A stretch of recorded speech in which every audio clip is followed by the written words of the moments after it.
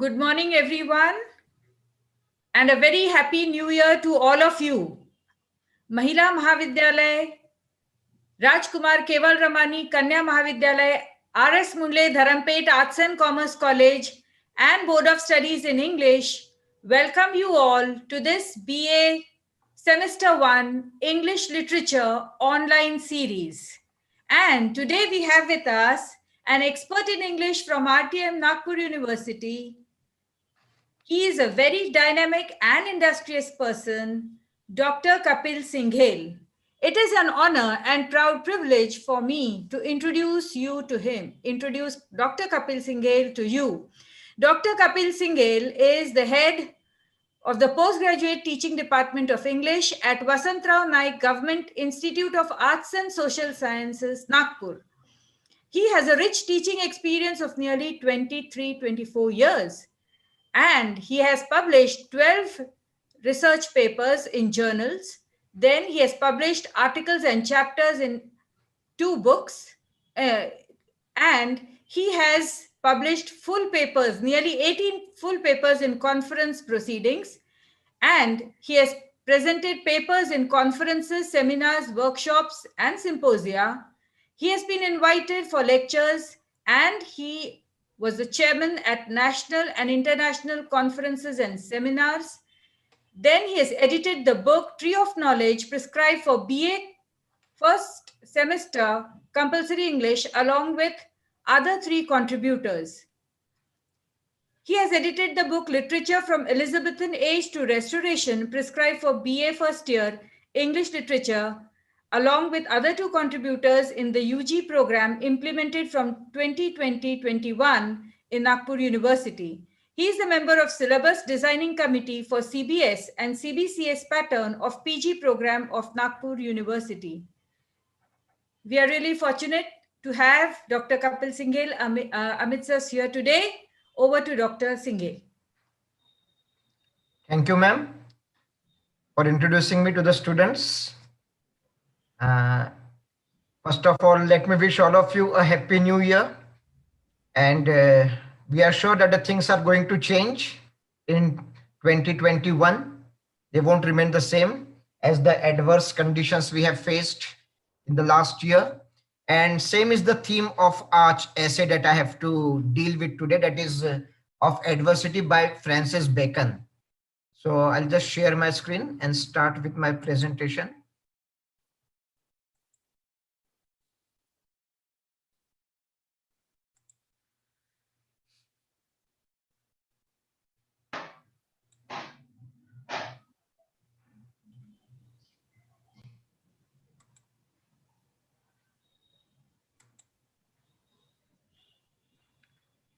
So, yes, it's visible. Okay, ma'am. Thank you. So, in the prose section, we have to study the 4 essays by Francis Bacon, who is considered to be one of the pioneers, one of the pioneer essayists of English literature and of modern English literature, I should say. Just to start with a short biographical sketch of the writer, the great writer. Bacon was a versatile man. He was involved in the politics of the age, a lawyer by profession, and of course a philosopher, as his essays present him to be one of the greatest philosopher. And he studied in philosophy of the courses which are prescribed in various universities. So as an essayist, but more of a philosopher, he has given a new shape, a new form to English essays, and that is why he's considered to be the father of modern English essay. And he contested Aristotelian ideas, the ideas which were given by Aristotle, which would have been interpreted in many ways. More of an imagination was there, ifs and buts were there in the ideas presented by Aristotle. And when it came to Bacon, he tried to apply some scientific method in thinking, and a complete foundation, a complete change was brought in the English essays. So That is what makes him a unique writer, one of the very important writer. Whenever you study the history of English literature, Francis Bacon's role, contribution as an essayist cannot be denied. He has spoken on various subjects, four of which are prescribed to you. Of friendship, I think that was there, and two more along with of adversity, the last essay that I have to teach. And so all his essays, in which he has come out with the new modern approach that human beings should have towards the various challenges and difficulties of life that they face, or their approach towards life in general as well. That is what he is talking about, because of friendship is there, what kind of studies of death. So, and everything under the sun, that is he has dealt with all topics, almost all the topics he has spoken about. So he has made an honest attempt. His desire was to change the antiquated system, something which was being accepted for a long time. Whatever was written in the books was accepted as it is. There was no argument about it. There was no opposition to it. Only because it was said by a particular writer, a famous writer, it was accepted. Now it was accepted. Bacon tried to change that, and he had a desire to change. So along with this, the contents of his literature, which is philosophical, which is more of guiding a common man, how should they lead this life, how should live this life. So that is what we have. And the most important thing about Bacon is his style, a unique style, which was again something new that he had brought to English literature. And his style is most remarkable for its terseness, short sentences, brevity of style was there. He displayed a great talent for condensation, condensed sentences. Every sentence in his essay is pregnant with meaning, full of meaning, and is capable of being expanded into several sentences. In fact, many of the important sentences of his essays, they are eligible to be a topic of an essay. You can write an essay of around 250, 300 words on the sentences that Bacon has given in his essays. So this is the background to Bacon. As an essayist, he is considered to be one of the pioneers, the modern father of English essay, the father of modern English essay. That is what is one of the thing. And other is his style. That is what you will be finding in the four essays that you have to study. Now coming to the text, the fourth essay which is prescribed, of adversity. Now what is adversity, first of all? Now adversity is when you face lot of difficulties in life, adverse situation, that can be social, that can be emotional, that can be physical. You are not keeping good health, even that is adverse condition of your life. Financial, social, emotional, and many other things are there. Whenever you are facing difficult life, whatever you try to do, most of the time your efforts, they are unsuccessful. This kind of period comes in life of everyone. The life is full of ups and downs, and during this kind of period when everything is going down in our life, that period is the adverse period, adversity. Now what is the opposite of adversity? It can be financial thing. So all that is there, adversity. So the opposite of adversity is prosperity. When there is ample, everything is there. Whatever you desire, whatever you want, whatever you need, it is present at your fingertips. You can easily get it. That kind of situation is prosperity. Now in this essay, when he has talked about adversity, when Francis Bacon has talked about adversity, what he has done, he has compared adversity with prosperity. And through comparison and contrast, he has brought out the importance of adversities in our life, how adversities are important in our life. Now he starts with the great dramatist, the great ancient dramatist Seneca. Now Seneca is was one of an ancient Roman speaker, and he had his own philosophy, and he was a follower of, he is one of the Stoics. Stoics, a Stoical philosophy, and the Stoical philosophy believes in endurance, in tolerance of pain or hardship, difficult situations of life, that is hardship, in endurance of pain or hardship without displaying one's feelings, whether you are happy, too happy, euphoria, or it can be the other way around. You can be the sorrow, maybe going through, passing through unbearable sorrow. But in both these conditions, you have to be bold, you have to be courageous, you have to face these situations of life without displaying any of your feeling, without displaying any emotion. And that is what is the preaching of Stoics. Stoics, he too was a Greek philosopher, and his preaching, and Seneca was a follower. Seneca was his follower. So that is, we start with the Seneca. The first part of the essay is regarding the preachings of Seneca.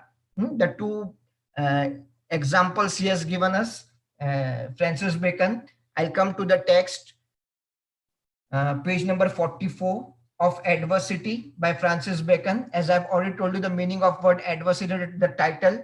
Now, adversity, it can be misfortune, any kind of misfortune, difficult situation. Financially, it is poverty. Physically, it is sickness. Sometimes you are emotionally down. All these are adverse conditions of your life, and you have to face them. Now, how is this situation of adversity advantageous, of advantage to us? That is what Francis Bacon has told to us in this essay. And while doing that, he has contrasted and compared it with the state of prosperity. So it was an high speech of Seneca. Seneca, as I've already told you, an ancient Roman speaker, a famous English Greek dramatist.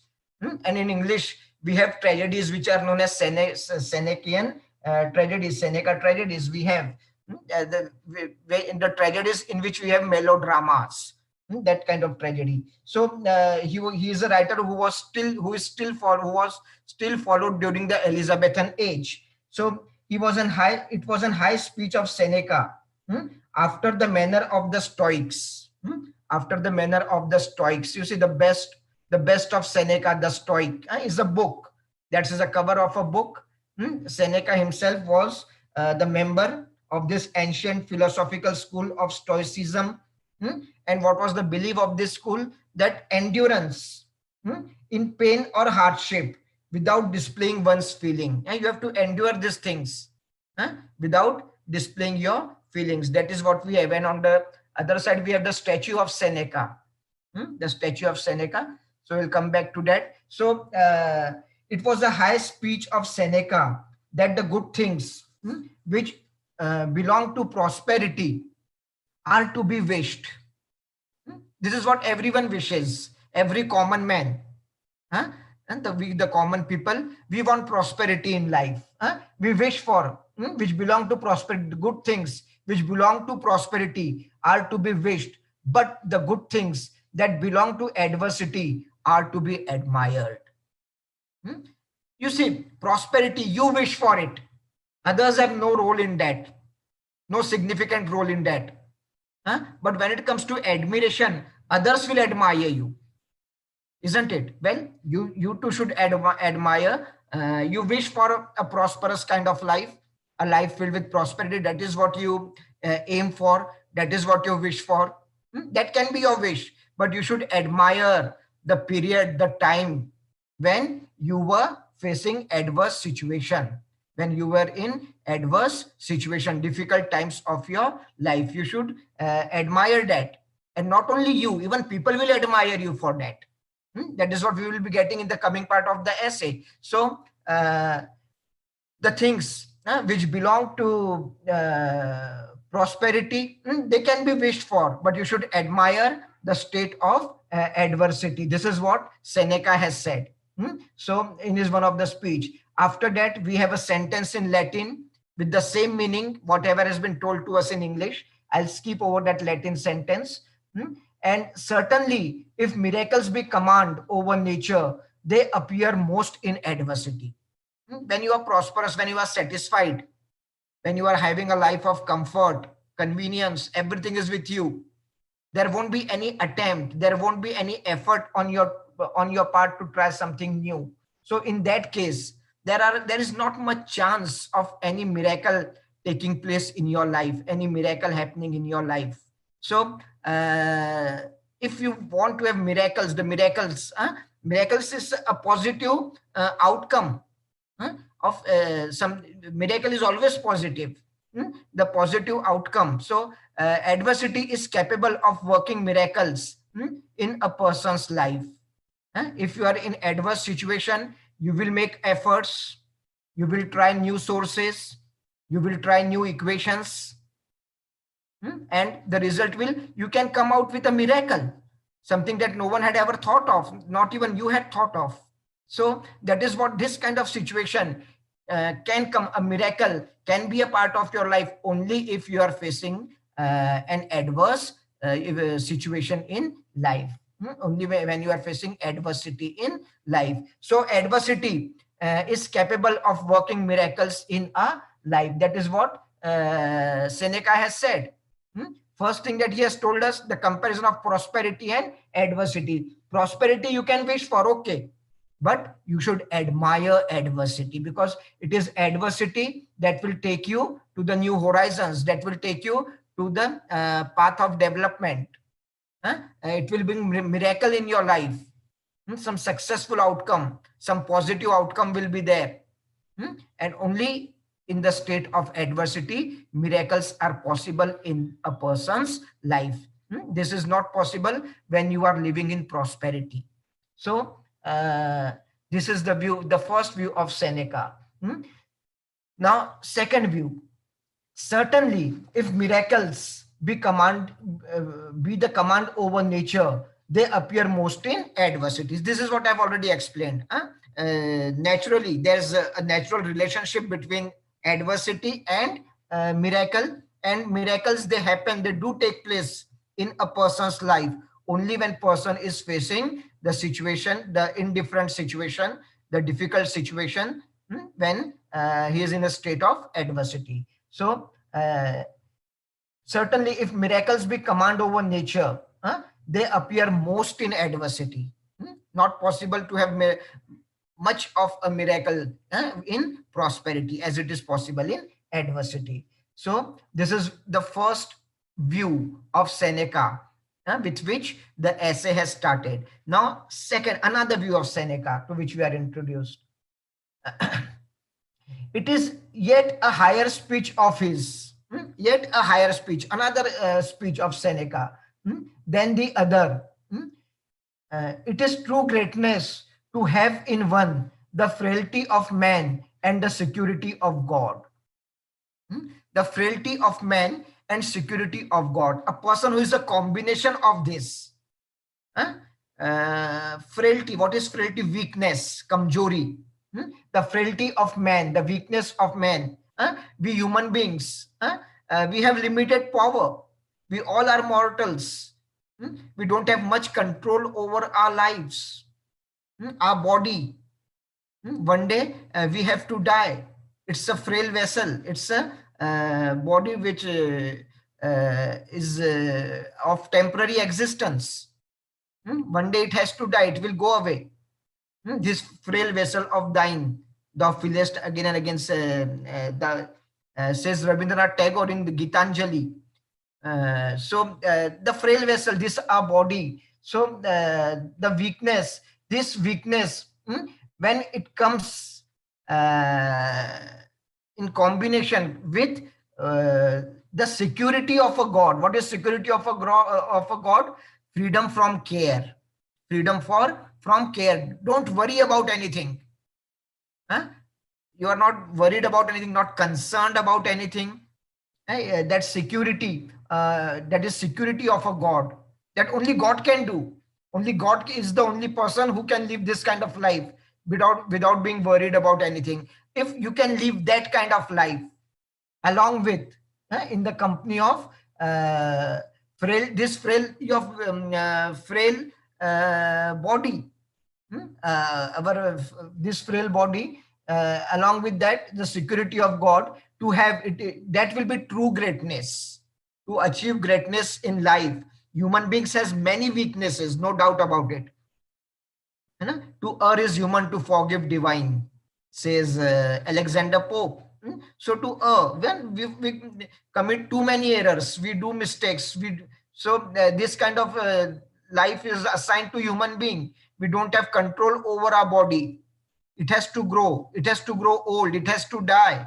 So along with that, if you are able to overcome the cares of your life, the difficult situation that we have to face in our life, if we are able to overcome that, with these weaknesses of life that we have, that life will be the great life, and that is the true greatness of life that we would be able to achieve. And then we have another sentence in Latin with the same meaning, whatever Seneca has said.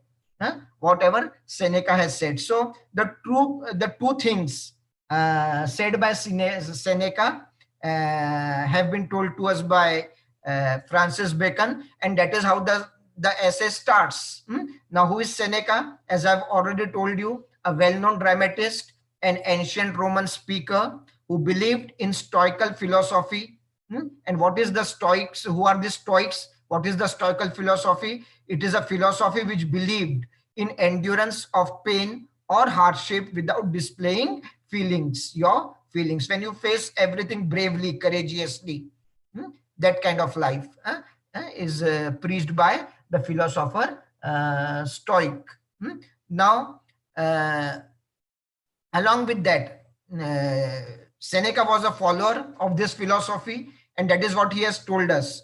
The two of the examples have been taken from two of the speeches. In the first speech, he tells us that the blessing of prosperity are desirable, but blessings of adversity are admirable. You should admire them. That is the first thing.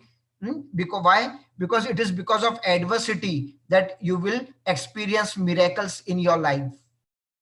After that, he tells us that human beings' life is full of weaknesses, but only if we can combine these weaknesses with a kind of thought which will give us a complete freedom from care, something that only God can enjoy. If we can have a life of this kind, that will be, then we will be able to achieve complete greatness. So, human beings, we suffer from many weaknesses, but one who can overcome one's cares and thus feel carefree is really great, is true great, are the preachings of Seneca. So what is being told to us at the beginning of the essay is that adverse situations will come in your life.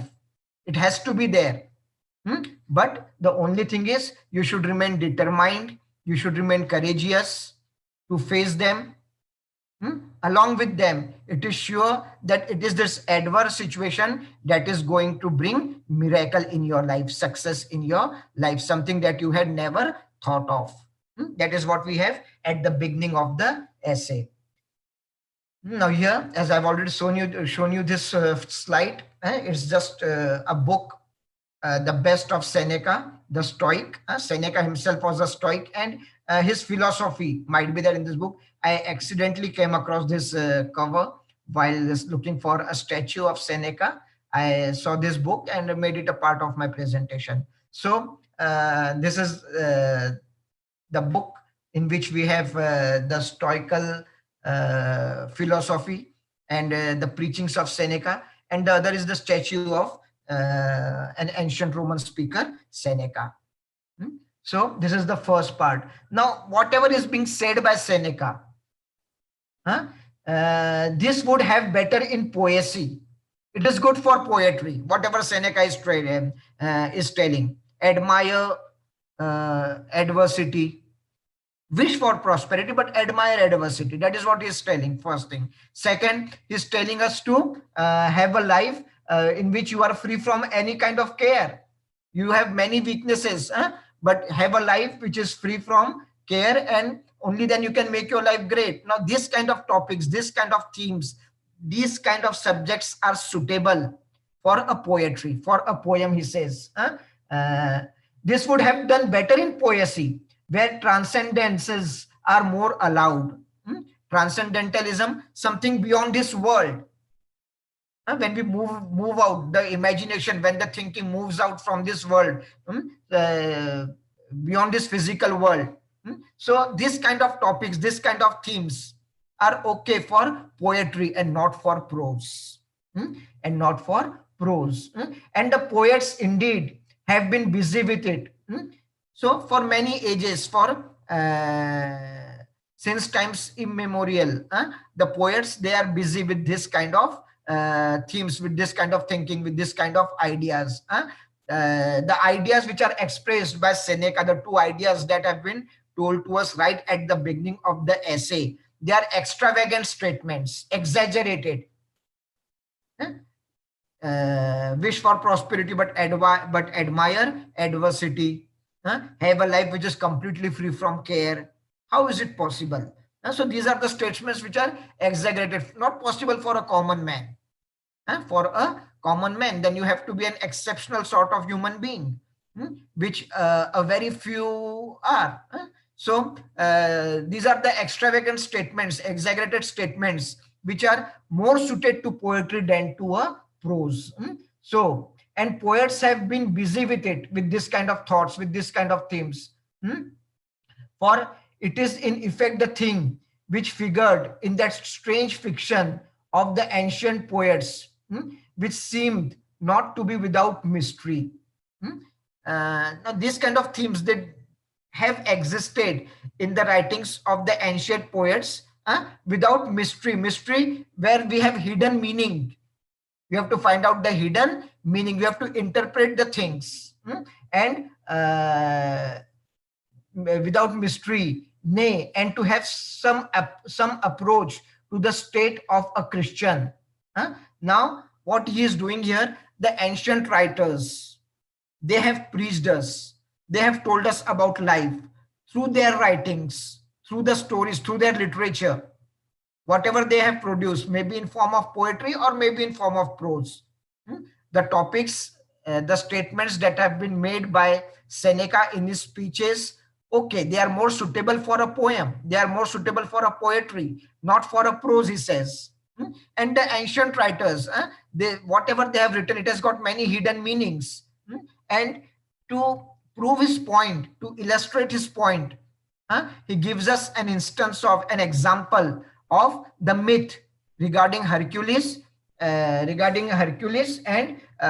Prometheus. Both are the character from Greek mythology, and so they have Prometheus and Hercules. They both are the characters from the Greek mythology. Prometheus was a demigod, not a complete god, and not a human being with special powers. He was there, and Hercules is considered to be the strongest human being in the Greek mythologies. So it is this myth about Hercules and Prometheus that is told to us by Bacon, and it is here that he brings out that whatever was taught, whatever was preached, whatever was told in the ancient literature, it has something in common with what the modern Christianity preaches.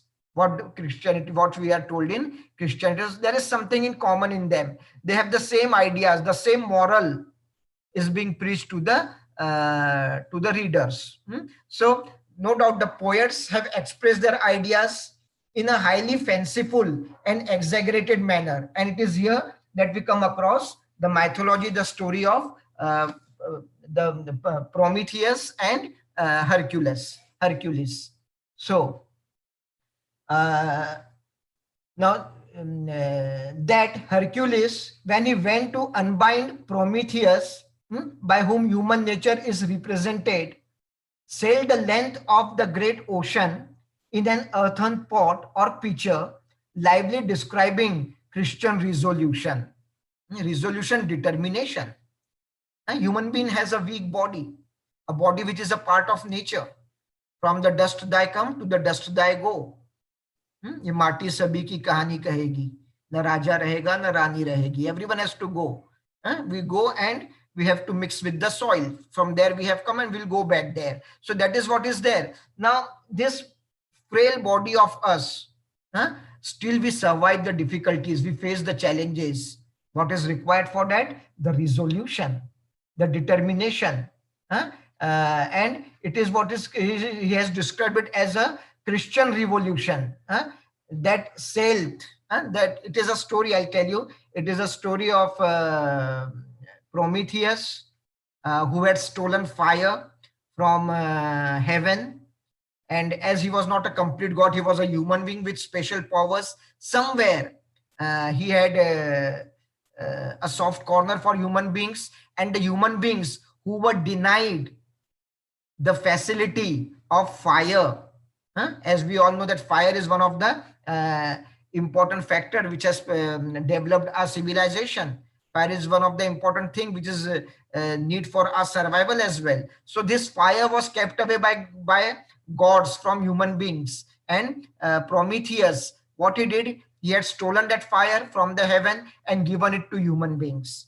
And when Zeus, the king of the gods, when he learned about this, to punish Prometheus, what he did, when Zeus found it, he chained Prometheus, and he was chained on to a rock, and each day an eagle would come there. It would feed on the liver of Prometheus and go back. The bird would come, the eagle would come, eat the liver of Prometheus and go back. And during the night, the liver would grow again. Again, next day the bird would come, the ferocious bird, and it would eat the liver. So this is how he was kept in perpetual pain. He was not being allowed to die. Through the night, the liver would develop again, would grow again, and along with the bird would come again next day. And this was the punishment which was given to Prometheus by Zeus. Zeus is the king of gods, and Prometheus was punished. Prometheus, a human being with special power, was punished. Why? Because he had stolen fire from the heaven and given it to human beings. Now, when he was undergoing this kind of suffering, this perpetual suffering, it was here that Hercules had taken this voyage, had taken this journey in the ocean on a pitcher, which was very dangerous. But it was his, Hercules was considered to be the strongest human beings. In Greece, he is considered to be the strongest human beings in Greek mythology. And so he took that dangerous journey in the ocean, reached the place where Prometheus was held captive in the chains. He fought the bird. He released Prometheus from the chain. And now what does this show? This shows the determination of an ordinary human being. And this is what is taught to us in the ancient Greek mythology. And the same thing is preached by Christianity.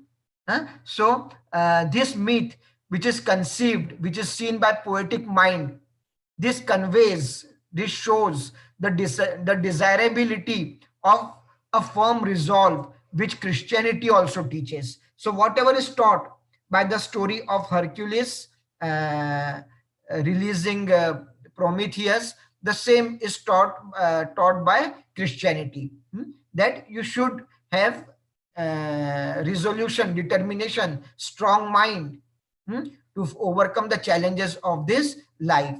So a Christian in his life is expected to face hardships. Any person, any human being, irrespective of being only a Christian, you follow any faith, the hardships are common to all human beings. Hardships and disappointments of life have to be there. But you have to face this challenge. You have to face them with firm resolve, with firm determination, strong will, that is determination, with firm resolve, even though the human body is weak. No doubt our body is weak, but our resolve should be there to face this kind of challenges. So this is how the story, the myth of Hercules and Prometheus. What is the moral out of that? That your body may be weak, but still determination, through determination you can achieve what you want. And the same thing is preached by Christianity. So Hercules, he sailed the length of the great ocean in an earthen pot or pitcher, lively describing Christian resolution that saileth in the frail bark of the flesh. Now, what is this frail bark of the flesh? Our body. Frail is weak. Bark is boat, B-O-A-T, of the flesh. That is our body. We are traveling in this life. We are in a journey in this life, on a voyage. And we have a frail, our boat is frail, our body. Here, bark is boat, that is our body. It is frail, it is weak, made of flesh, one day which has to end.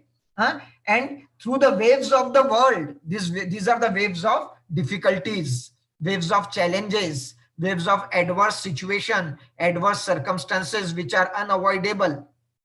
You have to face them. So this is what is being taught to us through the story of Hercules and Prometheus, where Hercules was kept captive, chained in a rock by Zeus as a punishment for stealing the fire from heaven and giving it to human beings.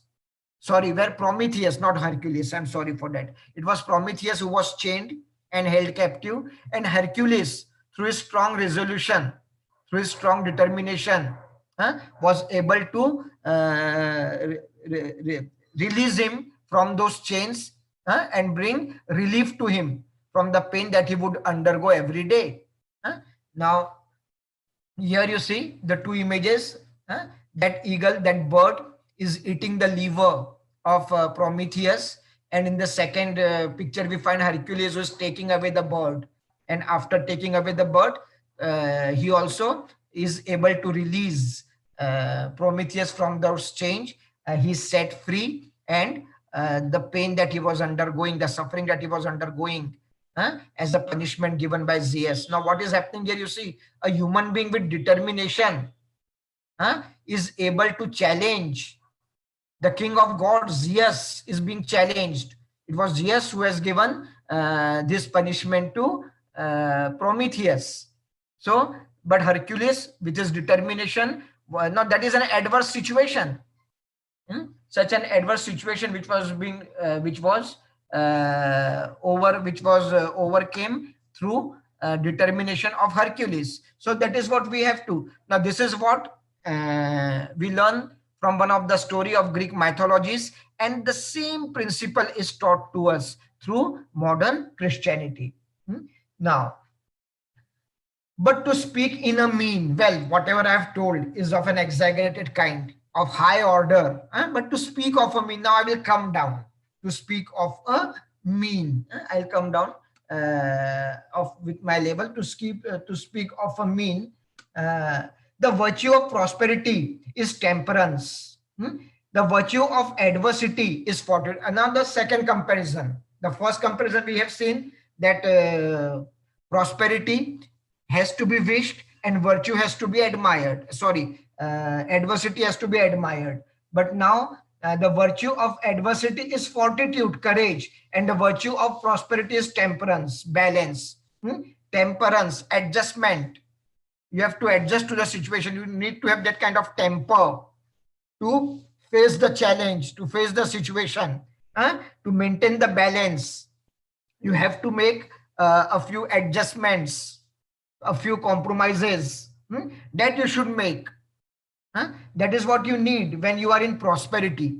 You have something to lose when you are in prosperity. You may lose something. So in order to save that, to protect that, so that it should not go away from you, you will have to make, you will have to have that kind of temperament in your life, temperance in your life, balance in your life, and you will have to make certain adjustments, certain compromises. But when it comes to adversity, what is required is fortitude.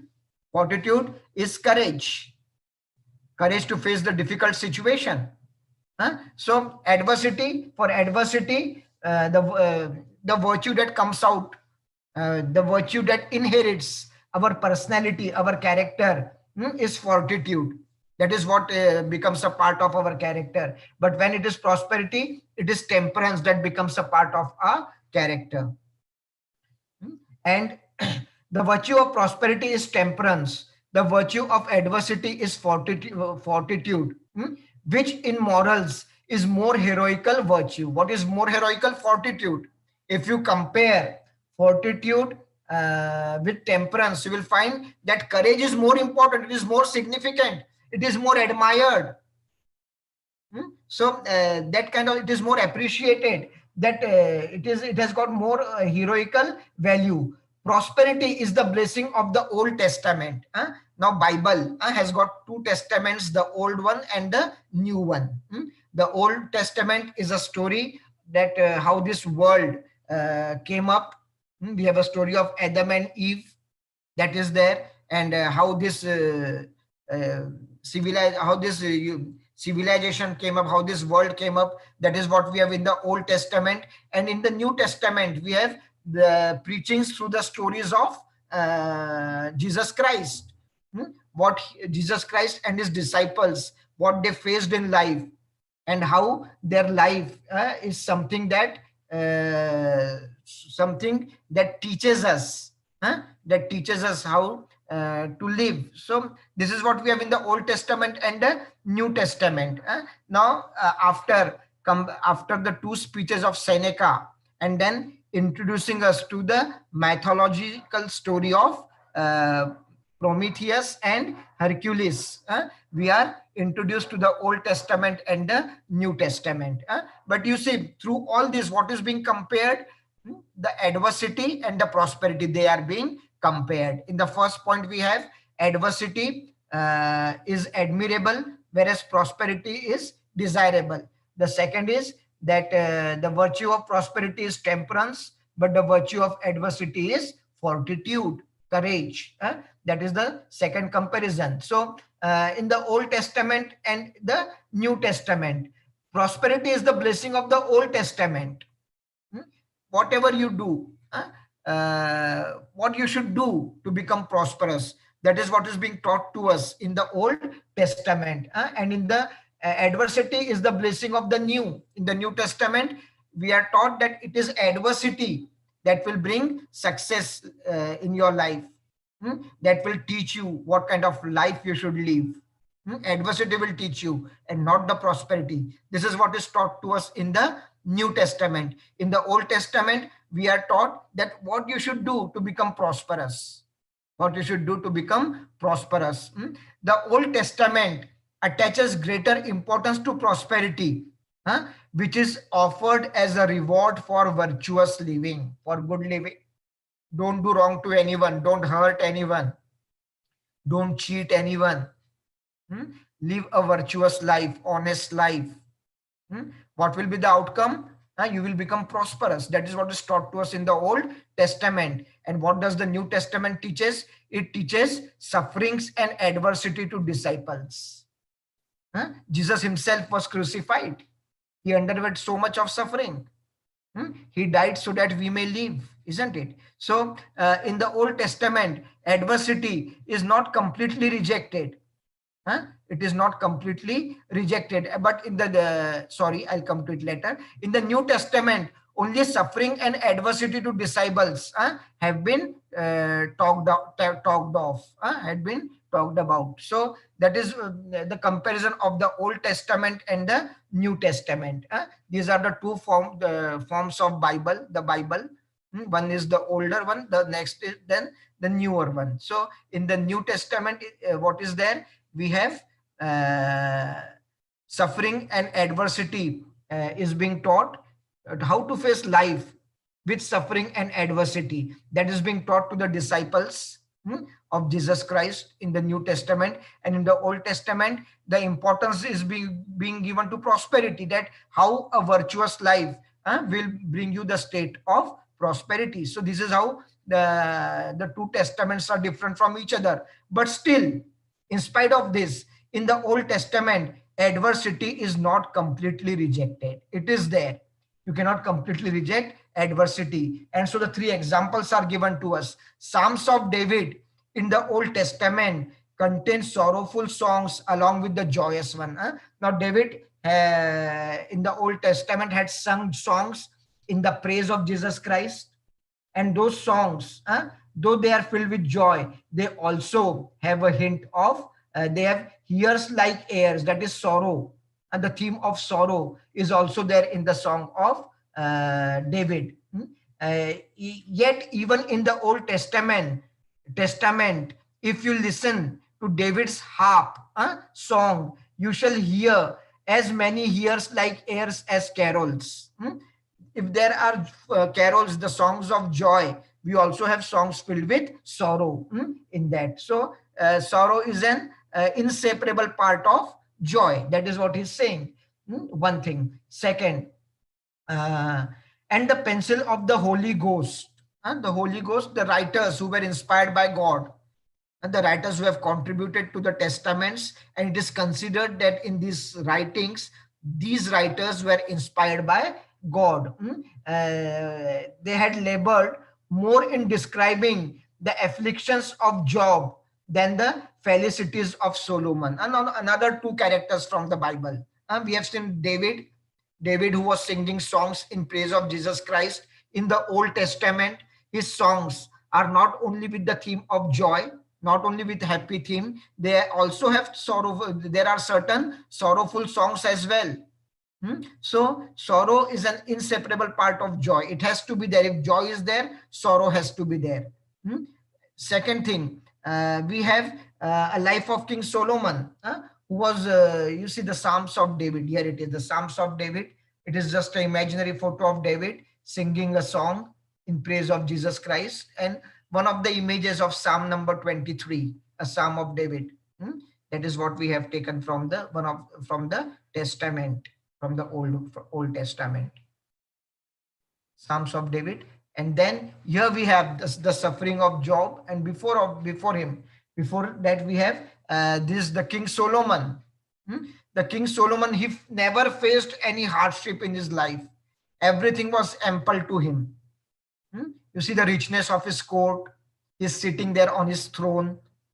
So the prosperous court of King Solomon, and the king sitting on his throne. That is what we have in these pictures. So if we have the afflictions, difficulties, afflicted, when your body is pierced, it is injured to give pain to you. That kind of that is affliction. So the afflictions of Job. Now, Job was one of the followers of Jesus Christ, a disciple, and he suffered throughout his life. In the first slide, you see that on my left, we find that he lost everything he owns. His children are killed by a typhoon, by a hurricane, a storm.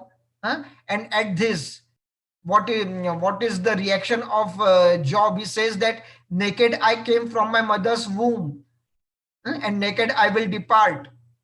I didn't bring anything in this world. Khali haath aaye the, hum khali haath jayenge. That song of I think Hrithik Roshan, isn't it? We haven't brought anything in this world with us, and we have to go away without anything. We won't carry anything with us. So whatever I have lost, I've lost my children. I have lost everything that I had, but still I will continue to believe in God, because this is how I had come in this world, and this is how I have to go. And in the another picture, we find that he is infected by some disease, and how the people are watching him. So they're trying to keep themselves away from him. So this kind of life, the suffering of Job, of a character named Job, he underwent this kind of suffering. Though he was a disciple of Jesus Christ, he had to face adverse circumstances throughout his life. Yet his belief in God It never went away. It was always there. This kind of life we have been told, has been described in the Old Testament, along with the life of King Solomon, who never ever faced any difficulty in his life. So both the things are described in the Old Testament. And one prosperous life, and another is life which was facing adversity. So that is how the Old Testament and the New Testament. So the two speeches of Seneca, the mythological story of Prometheus and Hercules, then the Old Testament and the New Testament, along with the comparison of prosperity and adversity. This is how the essay proceeds.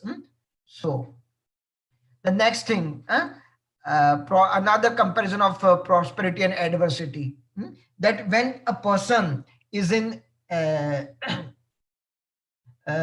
when a person is in the prosperity is not without fears and distaste. Prosperity is not without fear. When you are prosperous, distastes, liking and disliking, distaste and fear. Fear to when are you afraid? When there is something to lose. So during prosperity, a person is in company of fear and distaste, annoyance. He gets annoyed easily because he has something to lose. He is afraid to lose that, and that fear of losing something may make him annoyed. So this is what you have when you are prosperous. You are in the company of fear. You are in the company of annoyance. But prosperity is not without fears and distastes. And adversity, we have comforts and hopes. Comforts, consolation, people are around. Encouragements are there. Inspirations are there. There is a scope to improve. There is scope to move away. There is a chance to find out something new. So consolation and hope that yes, positive optimist, positive approach. Yes, I will be able to overcome all this difficult situation of my life, and one day I will be successful. So the life of adversity is full of consolations, comforts, and hopes, whereas the life of prosperity is filled with fear and annoyance.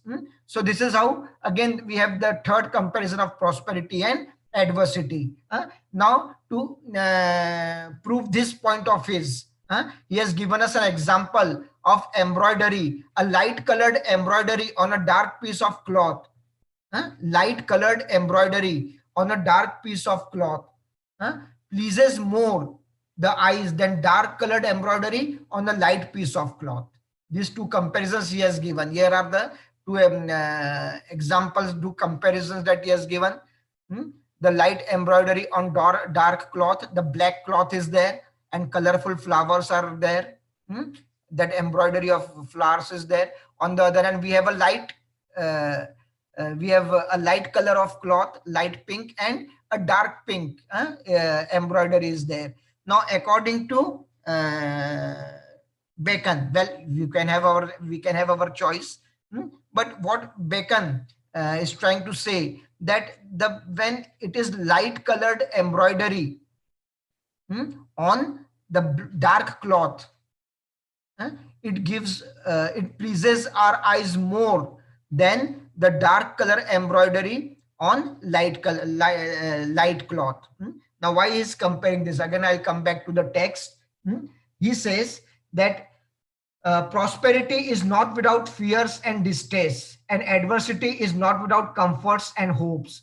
We see in needleworks and embroideries, it is more pleasing to have a lively work upon a sad and solemn ground. And now darkness stands for sadness. It stands for difficult situation. When you have an uncertain future, that is what darkness stands for. No right direction to move ahead. When this kind of situation is there in life, and when in this kind of situation, how are you leading the life? As if the with light color embroidery. This light color embroidery represents your actions during the difficult situation, which is symbolized by dark color of the cloth. The dark background of embroidery is the difficult situation, and our action, light colored embroidery, that is one thing, and it pleases more, it gives more satisfaction than when it is other way around, when the background is light and embroidery is dark. When this kind of situation is there, it is not that pleasing to the eyes. So it is more pleasing to have a lively work, that is good action upon a sad and solemn ground, than to have a dark and melancholy work upon a lightsome ground. So the two embroideries, light and dark. On dark, it is it should be light embroidery, he says, and that is what will give that will be more pleasing to our eyes. And if it is the other way around, that is a light color background and dark embroidery, that won't be as pleasing as it should be. So this is what he tells us. So that dark color are the adverse situation of life. Light color is the prosperous situation of life. In those adverse situation, your actions will speak more of you. Your actions here, they will be these kind of actions will take you towards success, whereas the other kind of action, they perhaps will they won't take you anywhere. So that is what that is how he's comparing the situation. In the first situation, you are in the company of fear and annoyance. In the second situation, you are in the company of consolation and hope. When prosperity is there, it is fear and annoyance. When adversity is there, it is consolations and hope. And our actions during adversity and our actions during prosperity. It is during adversity that the true virtue will come out. The true virtue of your personality, of your characteristic will come out. Ultimately, it is the eyes that will judge, the eyes that will please. But what is pleasing to eyes will also please the heart. That is what it says. Upon the lightsome ground, judge therefore of the pleasure of the heart, by the pleasure of the eye. What is soothing to eye? What will be giving pleasure to our eyes? According to him, the dark background and the light embroidery over that. Dark background, adverse situation. Light background, prosperous situation. So the first situation where you have the dark background, that will give more pleasure to your eyes, and through eyes your heart will derive pleasure. That is the third comparison of prosperity and adversity that we come across. The next thing, the last, now we are at the end of the essay. Certainly, virtue is like precious odors, most fragrant when they are incensed or crushed. For prosperity, thus best discover vice, but adversity, thus best discover virtue. Now the last sentence, didactic, preaching moral. That is what is the purpose of this short essay, the tone of the essay. You have a question, what is the tone of the essay? We'll come to it later. Virtue is like precious odors. It is like the fragrance which comes out when we have incense stick being burned, agarbatti, the burning incense, and spices which are being crushed in pestle and mortar. That is what we have images here. So when the spices are crushed or when the incense is burned, they are facing the difficult situation, adverse situation. They are undergoing suffering. But what are they giving? What is it resulting in? In fragrance, which is much better. They are giving precious odors, most fragrant when they are incensed or crushed. And that is how this is the chart of spices. Let me. This is important for us. So when they are either burnt or crush. Now burning and crushing, and they both are symbols of the difficult situation of life, when you have to face the heat, when you are being crushed from all the sides. So in this kind of situation, what comes out of you? The virtue comes out of you, he says. You become more virtuous. The fragrance is more in this kind of situation. Had it been prosperous situation, what comes out from prosperity? Vices, bad habits, they come out from prosperity. From adversity, virtues come out. And that is why adversity is more important than prosperity. So comparison, my last slide regarding the text is the comparison. As we have seen, use of ancient writer Seneca, mythology, the story of Hercules and Prometheus. We have seen the Old and the New Testaments, and the stories from the Old Testaments, the King Solomon, the Job, the character called named Job, he was there. Then we have the songs of David. Along with these are the things which has that he has used to illustrate the importance of adversity, that how adversity is important. Along with that, he has given us examples of embroidery. That is the one example, and another of a burning incense and crushed spices. These are the examples which tell us that adversity is more beneficial, is more helpful than prosperity for a development of human being. Now the comparison of prosperity and adversity in short at the end of the chapter. Blessings of prosperity are desirable, but blessings of adversity are admirable. This is what Seneca had said, because adversity is capable of working miracles. That is what we find the first comparison. The second is, in prosperity, the important characteristic that a human being is having is temperance, balance. He has to maintain balance in life. He has to compromise. He has to make adjustments.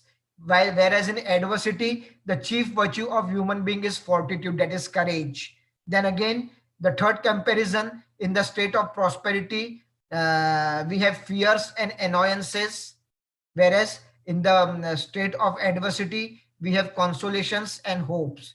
And the last, when we are in the state of prosperity, it is vices which find a favorable soil to flourish, whereas in state of adversity, it is a virtue of man which gets favorable soil to grow. So adversity is better than prosperity.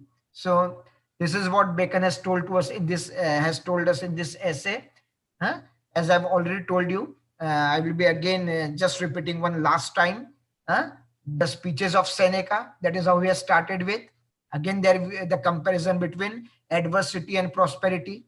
Then we have the story of Hercules and Prometheus. That is again followed by the Old Testament and the New Testament, along with the comparison of adversity and prosperity. The story of Hercules tells us determination to face adverse situation, and that is what is taught by Christianity as well, he says. That is the second point. The third is the Old Testament and the New Testament. And the Old Testament, though it preaches prosperity, we also have adversities, the stories of adversity. So joy cannot be taken away from suffering. That is what he's telling us there. Then again, he's proving that adverse situation is better than prosperous situation through the examples that it is adversity that makes us more virtuous. And this is what is proved through the examples of embroideries and the crushed spices and burnt incense. And this is what we have in this essay. Now, the questions which are given at the end of your chapter for comprehension, you can have the common answer for question number 1 and question number 3. They are there. I won't be able to discuss them. I won't be able to go through them line by line, but it will be there available on YouTube for you. I'll keep it for some time. The question number 1 and question number 3, they have a common answer. Question number 2, again, where you have to identify any 3 comparison between adversity and prosperity in the essay of adversity. How the two have been compared. That is what we have. Question number 2, the answer is there. You can go through it. Then the tone of the essay, it has got a didactic tone, preaching moral that adversity, don't look down upon that, take it as an opportunity, take it as an opportunity, and the outcome of this situation, the state of adversity, will always be better than the outcome of the state of prosperity. This is what he has preached through the stories taken from through the speech of classical writer Seneca, mythological allusion of Hercules and Prometheus, biblical references. The story of Job is there. The psalm of David is there, and the King Solomon. The kind of life that King Solomon lived was he was free from all kind of suffering, King Solomon, whereas Job's he underwent a lot of suffering in his life. That is what we have. And the last is the description of the comparison of 2 kind of embroideries, one which is with dark background and the other which is with light background. So something that the dark one pleases our eyes more, and that also pleases our heart, he says. So this is question number 5. So for the 5 questions, you can have 4 answers prepared, which in accordance to the pattern of your question papers are to be attempted in around 100 words. Okay. So this is all from my side regarding the text of adversity. I thank you all, and I am also obliged to the organizers for providing me this second opportunity. However, the preparation was for this presentation was done by the person who was originally supposed to make this presentation, Dr. Virgandham from Bhivapur College, but due to some unavoidable circumstances, she was unable to do that, and I got this opportunity. I am thankful to the organizers, and in case you have any questions, I am here, or else I think I should go back to the organizers. Yeah, ma'am? Yes, I'm there. Yeah. To stop sharing. Yeah. Thank you. Thank you very much, sir. It was a really very interesting session, and this was one of the masterpieces of Bacon. And really, in this essay, adversity has been taken in a positive way, and you have explained with the comparison with prosperity. And really, we find that it is, in this pandemic also we have seen that because of the pandemic, because of this COVID-19, and we were all at home, and this teaching learning online was suddenly something very handy for us. We learned so many things. So I think adversity is important in life, and as you explained, it is important for success. And there are so many positive things which you have explained as far as adversity is concerned. And children, we also know that your hardest times often lead to the greatest moments of your life. So keep going. Tough situations build strong people in the end, isn't it? So keep going. Don't fear failure. Don't fear adversity, and be strong. So thank you, Kapil sir, for even dealing with the questions also. The explanation was fantastic. Even the pictures were really very appealing, and they conveyed the message. And so thank you very much. Okay, ma'am.